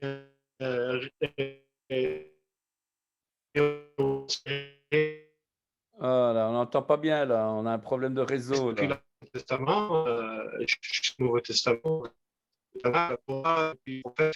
regarde. Il y a un problème de réseau là. C'est dommage. Enfin, on a bien compris qu'il y a un lien Ouais. extraordinaire avec, entre les deux. Et il faut vraiment qu'on creuse ça. Ça, vraiment, il faut qu'on creuse Voilà. ça. Parce que là, Est-ce que tu m'entends mieux là ou pas? c'est très coupé comme ça. Mince. Vas-y un peu. Parle un peu. Allô? Est-ce que vous m'entendez bien? 80%, ça va. Ouais, c'est problématique. Non, mais ça Bon, va. c'est pas Mais... grave. Il faut que je vous laisse parce qu'il faut que je reparte travailler. Ah, mais il faudrait qu'on remette ça sur papier. Je veux dire, parce que là, on a fait que ébaucher le problème, mais ici, ça répond à beaucoup de questions que j'avais, parce que je me disais, il y a vraiment un souci à se faire, et ben voilà, il n'y a plus de souci, parce que vraiment, c'est une révélation puissante. OK. Vraiment, merci Seigneur, merci Shmuel. Là, Oui, merci. on doit encore parler 5-10 minutes, un quart d'heure, et on va encore trouver des choses. Oui, mais c'est sûr. Par contre, il faut que je vous laisse et il faut que je reparte travailler. Ok, merci. Shalom, shalom. Merci. Shalom, shalom. Shalom, shalom. Shalom. À bientôt. À bientôt. Ok, ben alors, super, vraiment, je suis content. Mais c'est vrai que ça n'est qu'un début. Il faudra reprendre cette étude pour la compléter parce que là, on n'a en fait que 20% de ce qui est intéressant. Que les 80 autres pourcents sont d'une richesse incroyable. Parce qu'en fait, on a ici… Bon, alors on arrive au mou. Le mou, c'est le vin. Donc, d'un côté, on avait le pain et les poissons. Et maintenant, on a le vin. C'est vraiment étonnant aussi parce que tiroche, c'est le vin, le mou, le jus dans une grappe. On parle du vin nouveau en plus, le vin nouveau, le vin excellent, le vin qui n'a pas encore fermenté. Et ce vin-là, ce mou en fait, il vient de l'héritage. Il vient de Yaresh, qui veut dire posséder, hériter. L'héritage, prendre possession de l'héritage, et on sait que Israël est l'héritage de Dieu. Quand Dieu dit qu'il a l'Égypte pour mon peuple, la Syrie, peuple, œuvre de mes mains, et Israël, mon héritage. Donc Israël, malgré qu'il ne sera plus le premier, il reste quand même l'héritage de l'Éternel. Et quand on arrivera dans les temps du millénium ou plus tard, etc., Israël sera appelé l'héritage. Et ce qui est marrant aussi, c'est que dans Yaresh, on a la lettre Yod. Et quand on regarde le sens de la valeur, le sens du Yod, qui veut dire la main, on sait que le Yod va donner Yada, la louange. Et que ce Yod, cette main, signifie aussi la part, la portion de terre. Donc il y a trois choses, la main, puis il y a la portion de terre, c'est-à-dire l'héritage, et il y a aussi les cieux d'un char, c'est-à-dire la barre qui maintient les deux roues ensemble. On appelle ça un essieu. Eh bien, le Yod, c'est aussi ça. Donc c'est aussi très, très étonnant de retrouver dans ce Yod de la plus petite lettre de l'alphabet qui va donner Yarash, posséder, hériter. Eh bien, c'est justement le Yod qui veut dire la portion de terre. Donc, Israël est une portion de terre qui appartient à l'Éternel. Israël lui appartient, quoi. Et c'est une possession à lui. On ne peut pas lui retirer. Donc, Rabou, donc abonde, le fait d'abonder, de multiplier. Donc, on est vraiment dans cette pêche miraculeuse incroyable. Ça ouvre vraiment des perspectives d'études beaucoup plus grandes que ce que j'avais pensé. Donc, Rabab, multiplier, donc abonder, être, devenir nombreux, être long dans un voyage aussi, avoir un long voyage. Alors, quelques passages ici où on parle, non, c'est le même passage, mais suivant certaines autres versions. Tu mets dans mon cœur plus de joie qu'ils n'en ont quand abondent leur froment et leur mou. Semeur, tu mets dans mon cœur de la joie plus qu'ils n'en ont jamais quand leur moisson abonde, quand leur vin nouveau coule. C'est pas mauvais, le fait de dire le vin nouveau plutôt que le mou. Second 21, tu mets dans mon cœur plus de joie qu'ils n'en éprouvent quand abondent leur blé, leur vin et leur huile. Osterwald, tu as mis dans mon cœur plus de joie qu'ils n'en ont quand leur blé et leur vin sont abondants. Zadokan, qui est un juif pas converti, mais à la limite de la conversion, parce qu'il y a eu quand même, il n'était pas très aimé par ses congénères, par les juifs. D'ailleurs, quand on parle de Zadokan, on dit c'est qui celui-là? Les juifs donc, ils disent c'est qui celui-là? Et en fait, il était proche d'une certaine vérité biblique que certaines versions n'avaient pas. Et Zadokan nous dit, tu me mets plus de joie au cœur qu'à eux, au temps où abondent leur blé et leur vin. Et enfin, King James, la version anglaise, tu as mis de la joie dans mon cœur plus qu'au temps où leur grain et leur vin ont été abondants. Voilà donc sur ces entrefaites. Alors voilà, donc on avance dans le verset 9, le dernier verset, je ne sais pas quelle heure il est, encore 20 minutes. Alors, Beshalom, Yardav, pardon, Beshalom, Yardav, Eshkeva, Veishan, Ki ata Adonai, Levadad,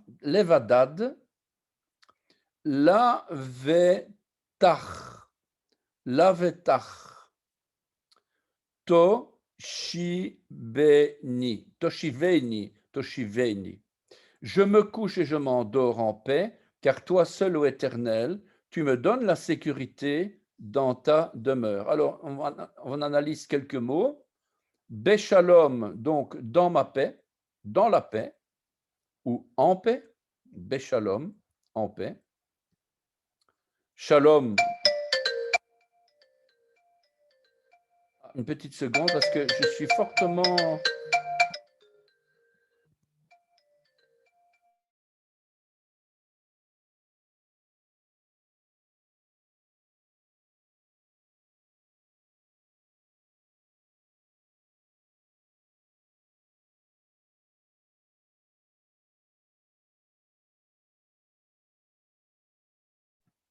Alors, je continue. Désolé, je suis fortement appelé aujourd'hui, on a une réunion. Alors, donc ici, donc je me couche. Voilà, donc shalom, beshalom, dans la paix, en bonne santé. Donc on parle de shalom, et je vous rappelle quand même que shalom, ça ne veut pas uniquement dire la paix, ça veut dire avoir la complétude, c'est-à-dire être complet, être arrivé à maturité quelque part, être sûr, solide, avoir du bien-être, une prospérité, avoir la paix, la quiétude, la tranquillité, le contentement, la paix, l'amitié, les relations aussi, puisque la paix, shalom, c'est la paix évidemment, et le fait d'être paisible. Alors, on parle aussi, je n'ai pas ici, de rachat, c'est-à-dire que shalom, c'est aussi lié avec le fait d'être racheté par le sang de Yeshua, donc le shalom. Donc, je me couche, Yardav Eshkeva. Alors, oui, le B, donc Béchalom, que veut dire Béchalom?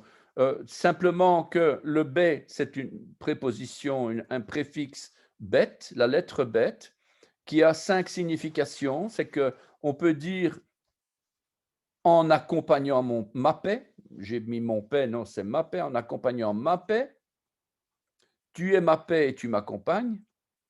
En termes de préposition de lieu, le bête, c'est un lieu où j'ai la paix. Donc, là où j'ai la paix, c'est aussi une préposition d'instrument, c'est-à-dire au moyen de ma paix, au moyen de la paix. Ensuite, une préposition de temps, quand j'ai la paix, alors, quand j'ai la paix, alors. Et une préposition de cause, à cause de la paix que tu m'as accordée. Voilà, donc ce bête a beaucoup de significations. Ce n'est pas simplement pour dire dans la paix, ou parce que je suis en paix, mais voilà, il y a beaucoup de choses à dire là-dessus. Alors, Yardav Eshkeva, Yardav Eshkeva. Alors, Yardav, je me couche, mais ce n'est pas je me couche ici. Yardav, ça veut dire son unité. Vous allez voir pourquoi je me couche ensemble. Le mot coucher, c'est par après qu'on va le voir. Ici, c'est Yardav, Yardov, la racine Yardov qui va donner Yardav Eshkeva.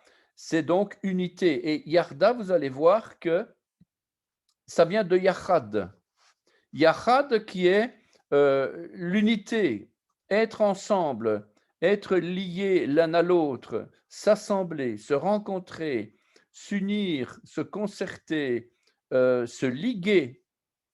Et on précise qu'en termes de nom masculin, Yachad, c'est une union d'une façon unitaire.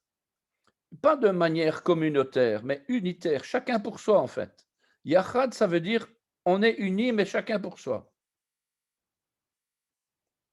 Alors, Yardov, Yachad, donc le verbe, ça vient du verbe Yachad, s'unir, disposer, être réuni, être joint. Et je vous rappelle que Echad et Yachid, Echad, c'est une unité composée, donc on a deux unités en hébreu, deux, un. Echad, c'est nous sommes un dans un lien d'amour, unité composée, unité de groupe, on est dans un même esprit, on a un même corps, une même âme. On peut être à plusieurs dans cette unité, on peut être différents, mais tous unis d'un même cœur et d'une même voix. On est Echad, c'est-à-dire qu'on n'est pas les mêmes. On est des hommes, on est des femmes, on est des grands, on est des petits, mais nous sommes un, nous sommes unis. Ça, c'est donc l'unité parfaite, l'unité composée. On a la deuxième unité, celle qui était exprimée ici, c'est Yachid. C'est l'unité absolue, c'est une unité isolée, comme avoir un fils unique, comme être unis dans un groupe avec un but commun, mais il n'y a rien d'autre qui nous unit. C'est exactement l'unité des gens de la tour de Babel. Et là, il faut remettre les pendules à l'heure parce que quand ils avaient tous une langue différente, une même langue, comme dit la Bible, c'est pas du tout ça. Quand on regarde le mot, c'est Yachid. Ils avaient tous une langue différente, mais ils pensaient tous d'une même voix. Ils pensaient tous de la même façon. Pourquoi? Pour devenir un peuple qui va monter jusqu'aux cieux. Tout le monde a pensé la même chose. C'est ça, et c'est ce sens qui est repris ici. Dans ce passage, maintenant, je me couche et je m'endors, je me couche, corps, âme et esprit, mon corps, mon âme et mon esprit se couchent, mais les trois ne sont pas forcément unis. C'est simplement la fatigue qui va les unir, tous les trois, et peut-être l'esprit, lui, il est zélé, il ne voudrait pas aller dormir, il voudrait continuer à faire quelque chose pour Dieu, par exemple, hein, mais le corps et l'âme ne suivent pas. Et c'est pour ça qu'on ne va pas dire Echad, on va dire Yachad, Yardo. Alors, Eshkeva, donc ça vient du verbe shakav, donc je me couche. En fait, c'est un impératif. C'est que je me couche. On va dire que c'est un coortatif, c'est-à-dire l'impératif de la première personne. Je veux me coucher. Je veux dormir. Shakav, une racine primaire, donc coucher, sommeil, avoir commerce avec une femme. Hein, c'est ce qui est proposé ici, c'est ce qu'on utilise ce verbe dans certains cas. Mais en tout cas, ici, ce n'est pas le cas, hein, ce n'est pas ce qui nous intéresse.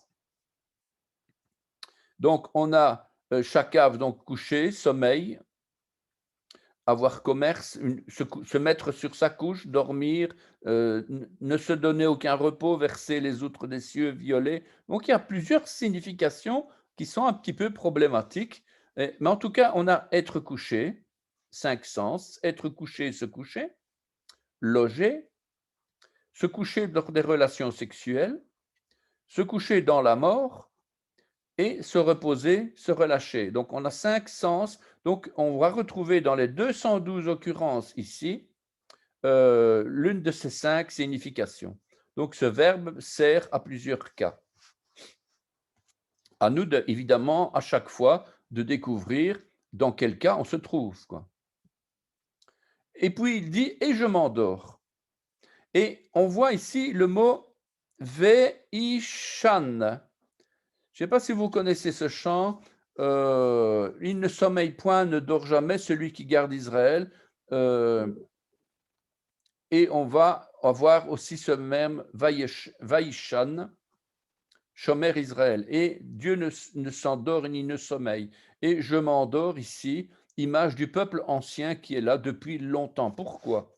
Parce que Yashen, donc Yod, Shin, Nun, c'est la racine, veut dire dormir, s'endormir, se rendormir, sommeiller, invétérée, ancienne, depuis longtemps, être là. Autrement dit, dans le verbe yashen, il semble que l'on trouve ici l'idée d'une situation qui perdure, comme la souffrance du peuple juif qui n'arrête jamais, invétéré depuis longtemps. Donc, un peuple qui a une souffrance que finalement, qui amène tôt ou tard à une lassitude. Donc, Yachen, c'est ça que, c'est d'ailleurs le chant que Dieu ne sommeille ni ne dort. Il n'est jamais ancien, il n'est jamais fatigué, il n'est jamais comme le peuple qui en a marre et qui veut arrêter, il est là. Non, lui, il ne s'arrête jamais. Eh bien, ici, c'est le sens de je m'endors, mais ce n'est pas dans le sens où une personne s'endort, c'est le sens où c'est le peuple quoi qui s'endort quelque part. Et on retrouve d'ailleurs, comme par hasard, un autre mot yashan qui veut dire ancien, vieux. C'est comique, hein, ça. Donc, on retrouve ce même mot qui veut dire sommeiller, s'endormir. Et bien là, on vieux, vieille. Et dans les 7 occurrences, on retrouve aussi les verbes emmagasiner, emmagasinage. 6 versets. J'ai trouvé ça amusant de voir 6 versets, le chiffre de l'homme. 6 versets comme le chiffre de l'homme. Et dans le deuxième et le dernier, ça me fait penser à ça. C'est que le texte dit « Vous mangerez des anciennes récoltes et vous sortirez les vieilles pour en faire place aux nouvelles. » Donc, les vieilles, elles sont anciennes, elles sont passées. Toute chose devient nouveau, nous dit le Nouveau Testament. Lévitique 26, 10, donc, nous parle de remplacer les vieilles par des nouvelles. C'est l'image de le vieil homme qui se corrompt par les convoitises trompeuses. Et plus bas, en Ésaïe 22, 11, encore pareil, vous faites un réservoir entre les deux murs pour les eaux de l'ancien étang, mais vous ne regardez pas vers celui qui a voulu ces choses, vous ne voyez pas celui qui les a préparées de loin. Donc, on est toujours, quand on est toujours à regarder vers l'arrière, vers le dos, vers ce qui est derrière nous, c'est qu'on regarde vers l'ancien, au lieu de regarder vers le nouveau, puisque nous sommes des nouvelles créatures, toutes choses anciennes sont passées, toutes choses sont devenues nouvelles. Tu me donnes la sécurité. Alors, car toi seul, ô Éternel, donc c'est qui ata Adonai. Je ne vais pas le traduire parce qu'on l'a déjà vu plusieurs fois. Car qui, toi, tu es ata Adonai, Éternel. Levadad, lavetach, toshiveni. Donc, on a d'abord levadad en direction de la solitude, puisque moi je vois un lamed ici, donc ça veut dire en direction de la solitude, et la vetach en direction de la sécurité, en sécurité. Alors j'explique. Levadad, ça vient de vadad, solitaire, seul, et ça vient de la solitude, être séparé, être isolé, être seul, comme une armée de traînards qui est à l'arrière. Ephraïm, métaphoriquement, il est derrière normalement. Et d'ailleurs, il viendra à l'avant par après, parce que c'est celui qui est derrière qui va aller à l'avant. Et on a ensuite Betach, qui veut dire la sécurité, la tranquillité, être paisible. Ce mot vient de Batar, qui veut dire confiance, la confiance. Donc la sécurité, c'est dans le calme et la confiance que sera votre salut et votre délivrance. C'est bien ce que le texte dit dans un psaume. Je pense que c'est dans un autre psaume. Et on parle de la confiance, Emouna, se confier, se reposer en Dieu, avoir l'assurance qu'il s'occupe de tout. Se sentir en sécurité, être rassuré, tranquille et sans crainte. C'est ici inspirer de la confiance, remplir de la confiance, puisque c'est un ifil, donc c'est la forme causative du calme, donc c'est provoquer la confiance. Ensuite, on a, je vous rappelle, je reviens en arrière, Voilà, on est ici. Les vadad, les lavetach, toshiveni. Et toshiveni, donc j'arrive à ce toshiveni. Oups, excusez-moi, j'ai fait une bourde. J'ai perdu mon PowerPoint. J'étais trop vite en besogne.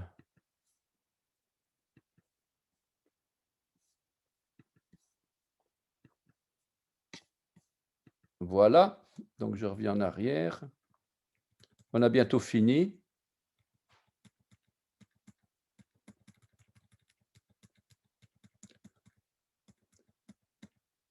Voilà, Toshiveni. Donc Toshiveni vient de Yashav, c'est-à-dire habiter, demeurer, être établi comme des habitants qui sont fixés à demeure et qui ne bougent pas, qui s'assiedent, qui sont posés, qui demeurent, qui en font leur habitation. Donc, c'est comme des habitants. D'ailleurs, on parle de mariage. Marier, donner une demeure à quelqu'un pour se marier, donc faire la demeure, établir. Donc ça, c'est donc la signification de ce verset. Et tu me donnes la sécurité dans ma demeure. Il y a encore beaucoup de choses à dire puisque tu me donnes la sécurité dans ma demeure, dans mon habitation où je suis assis, où j'habite. Donc, il y a, les traductions sont un peu différentes de ce qu'on a tendance à lire, quoi. Voilà en tout cas ce psaume verset 4. J'essaierai encore de l'améliorer avec les informations que notre ami nous a données donc ici pour ajouter les compléments d'information. Il y a encore beaucoup de choses à dire. Voilà, en tout cas, c'était quand même loin d'être terminé, mais en tout cas, le psaume 4 mérite encore qu'on y attache de l'importance, qu'on y passe encore du temps, quoi. Puisqu'il y a énormément de choses qu'on a appris aujourd'hui avec Shmuel, quoi. Voilà, donc je terminerai, je vais essayer d'ajouter ce qui nous manquerait comme info. Je vais le mettre d'une certaine manière dans la vidéo et je vous enverrai la vidéo de manière complète. Et tout ça, évidemment, se retrouve dans un document. Tous ces psaumes que je vous ai donnés ici, ça vient dans un document. Il y avait le psaume 1, le psaume 2, le psaume 3, tout ça est dans des documents qui sont un peu moins agréables à lire que sur une vidéo comme ça. Mais on a toutes ces informations là aussi. D'autre part, on a d'autres psaumes qui sont déjà faits avec la paracha, puisque pendant les parachutes, j'avais préparé déjà d'autres psaumes. Il y en a bien une vingtaine ou même plus, je pense. Donc, on va passer du temps. D'ailleurs, je vais commencer le psaume 5. Je ne l'ai pas fait, hein, celui-là. Donc, ça demande pas mal de temps. Déjà 2 versets ici, ça m'a pris des heures. Hein. Ça m'a pris des heures. C'est vrai, hein? Ouais, mais c'est super intéressant. Oui, voilà, on a bien, C'est beau, c'est magnifique. C'est extraordinaire ce que la Bible a en réserve et on va vraiment passer du temps là-dessus pour pouvoir écouter la voix de Dieu parce que vraiment, waouh, quoi, c'est incroyable tout ce qui se cache derrière. C'est vrai, ça nous enrichit. Ça nous enrichit, c'est notre pain de vie, quoi. Ah ouais, oui, voilà. Voilà. Bah, merci beaucoup. Parce que merci. Très bien, comme d'habitude. Amen, gloire à Dieu, merci Seigneur. Ah, merci. oui, allez, bonne soirée à vous alors. Bonne soirée à vous alors. À bientôt.